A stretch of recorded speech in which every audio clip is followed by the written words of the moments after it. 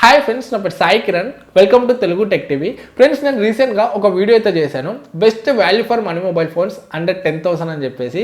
ఆ వీడియోకి చాలా మంచి రెస్పాన్స్ వచ్చింది. సో ప్రతి ఒక్కరు కూడా పేరు పేరున థ్యాంక్ యూ. అండ్ ఆ వీడియో కింద చాలా కమెంట్స్ అయితే వచ్చాయి. సో 10,000లో మంచి ఫోన్స్ ఏంటో చెప్పాము, కాకపోతే 15,000 బడ్జెట్లో కూడా మంచి వాల్యూ ఫర్ మనీ ఫోన్స్ చెప్పమని చెప్పేసి చాలా కమెంట్స్ అయితే వచ్చాయి. అందుకే ఈరోజు వీడియోలో నేను 10,000 to 15,000 బడ్జెట్లో ఉన్న మంచి value for money mobile phones ఏంటో చెప్పబోతున్నాను. సో వీడియోని కంప్లీట్గా చూడండి, డెఫినెట్గా యూజ్ అవుతుంది. అండ్ వీడియో నచ్చితే వీడియోని లైక్ చేయడం మర్చిపోకండి. ఫస్ట్ టైం మన ఛానల్కి వచ్చుంటే ఇలాంటి ఇంట్రెస్టింగ్ వీడియోస్ కోసం మన ఛానల్కి సబ్స్క్రైబ్ అయ్యి దాని పక్కన ఉన్న బెల్ ఐకాన్ కూడా యాక్టివేట్ చేయడం మర్చిపోకండి.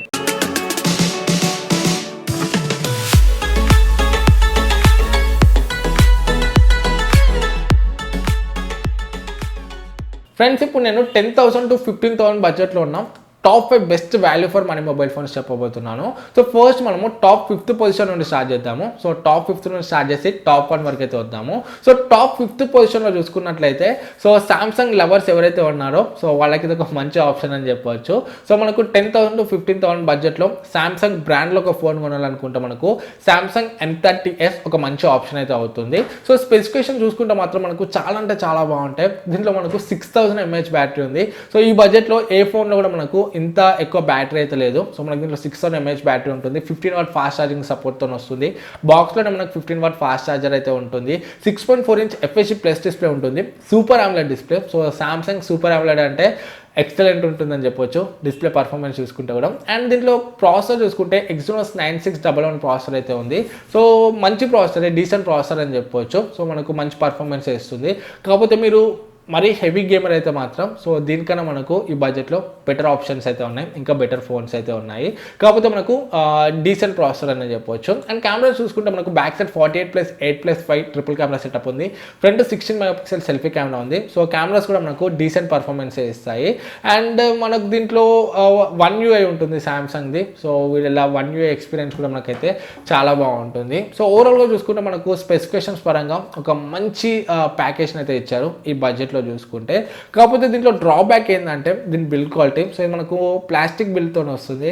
సో బిల్డ్ క్వాలిటీ మనకు కొంచెం యావరేజ్ అనిపిస్తుంది. చేతిలో పట్టుకున్నప్పుడు కూడా కొంచెం చీప్ కైండ్ ఆఫ్ ఫీలింగ్ అయితే వస్తుంది, మరీ మంచి ఫీలింగ్ అయితే రాదు.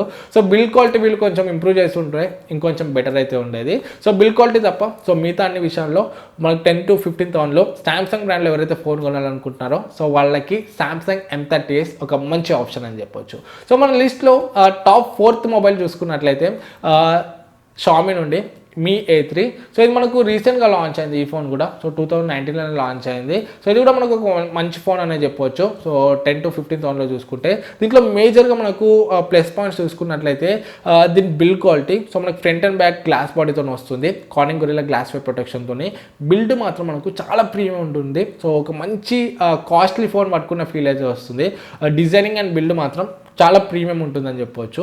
అండ్ నెక్స్ట్ దీని యూజర్ ఇంటర్ఫేస్ ఇది మనకు స్టాక్ ఆండ్రాయిడ్తో వస్తుంది. సో మనకి ఎటువంటి బ్లోట్వేర్ ఉండదు అండ్ అప్డేట్స్ కూడా మనకైతే తొందరగా వస్తాయి. సో స్టాక్ ఆండ్రాయిడ్ కూడా దీనికి ఒక ప్లస్ పాయింట్ అని చెప్పవచ్చు. అండ్ దీని కెమెరాస్ మనకు back side 48+8+2 triple camera setup ఉంది. And front 32 MP selfie camera ఉంది. సో కెమెరా పరంగా చూసుకుంటే కూడా ఇది మనకు ఒక మంచి ఆప్షన్ అవుతుంది. సో బెస్ట్ కెమెరా ఫోన్ అని కూడా చెప్పవచ్చు ఈ బడ్జెట్లో చూసుకుంటే. అండ్ బ్యాటరీ చూసుకుంటే 4030 mAh బ్యాటరీ ఉంది. 18W ఫాస్ట్ ఛార్జింగ్ సపోర్ట్తో వస్తుంది. అండ్ డిస్ప్లే ఇది మనకు 6.1 inch HD ప్లస్ డిస్ప్లేతో వస్తుంది. AMOLED డిస్ప్లే ఇది. దీంట్లో మైనస్ పాయింట్ ఏమన్నా ఉందా అంటే డిస్ప్లేనే. సో ఇది HD display, full HD plus display ఇచ్చుంటే ఇంకొంచెం బెటర్ అయితే ఉండేది. సో డిస్ప్లే తప్ప మిగతా అన్ని విషయాల్లో మనకు ఇది మంచి ఆప్షన్ అనేది చెప్పవచ్చు. అండ్ ప్రాసెసర్ చూసుకుంటే కూడా కొంచెం తక్కువనే, స్నాప్డ్రాగన్ 665 ఉంది.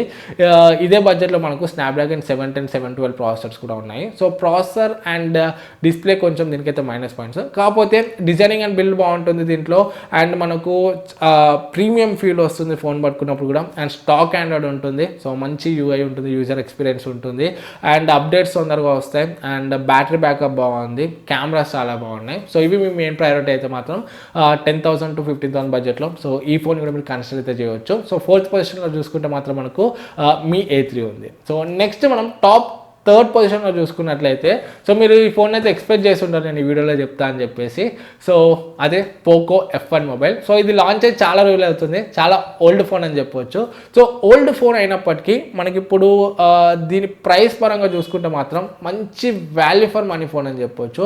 సో ఇది మనకి ఇప్పుడు 15,000 రేంజ్లోనైతే వస్తుంది. సో 15,000 రేంజ్లో ఇప్పటికి కూడా ఇది one of the best gaming phone అని చెప్పొచ్చు. సో దీన్ని బీట్ చేసే ఫోన్ అయితే లేదు గేమింగ్ అండ్ పర్ఫార్మెన్స్ విషయంలో చూసుకున్నట్లయితే. సో మీరు హెవీ గేమర్ అయి ఉండి సో మీకు గేమింగ్ కోసం ఒక ఫోన్ కావాలనుకుంటే మాత్రం 10,000 to 15,000 మధ్యలో మీకు పోకో F1 ఒక మంచి ఆప్షన్ అవుతుంది. సో దీంట్లో మనకు కెమెరాస్ కూడా బాగుంటాయి. సో కెమెరాస్ కూడా చాలా మంచి పర్ఫార్మెన్స్ అయితే వస్తాయి. సో దీనికి పర్ఫెక్ట్ గూగుల్ కెమెరా సపోర్ట్ అయితే ఉంది. సో చాలా మంచి గూగుల్ కెమెరా మోడ్స్ అయితే ఉన్నాయి. సో గూగుల్ కెమెరా కూడా చాలా బాగా సపోర్ట్ చేస్తుంది. గూగుల్ కెమెరాలో ఫోటోస్ చూస్తే ఇంకా చాలా బాగా వస్తాయని చెప్పొచ్చు. బ్యాటరీ బాగుంటుంది.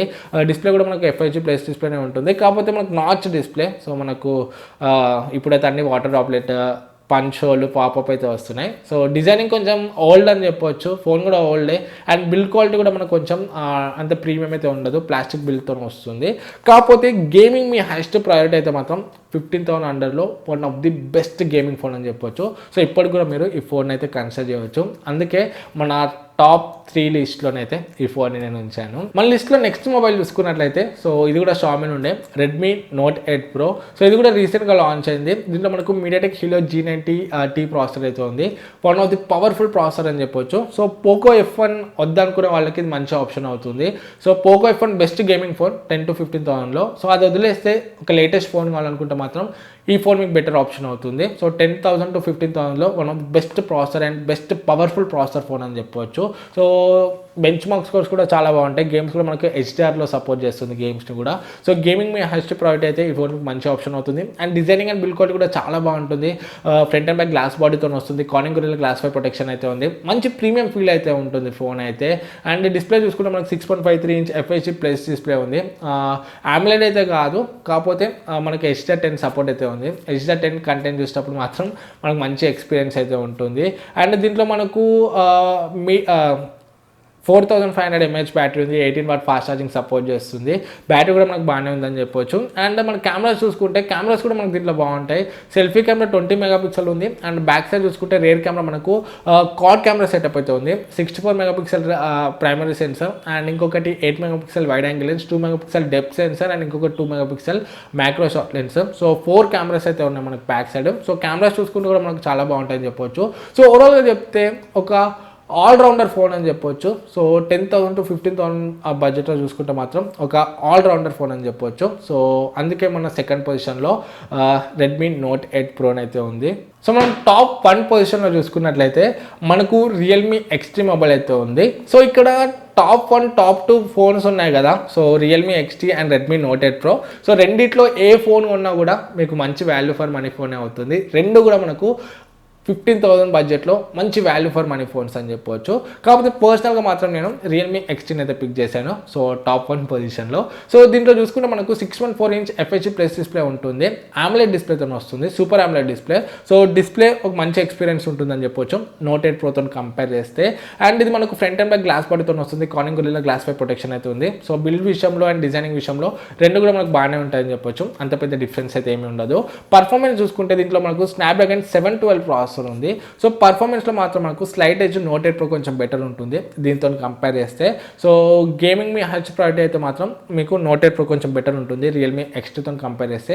కాకపోతే Note 8 Proలో మాత్రం మనకు కొంచెం హీటింగ్ ఇష్యూస్ అయితే ఉన్నాయి. హెవీ గేమింగ్ చేసేటప్పుడు మాత్రం కొంచెం హీట్ అయితే అవుతుంది.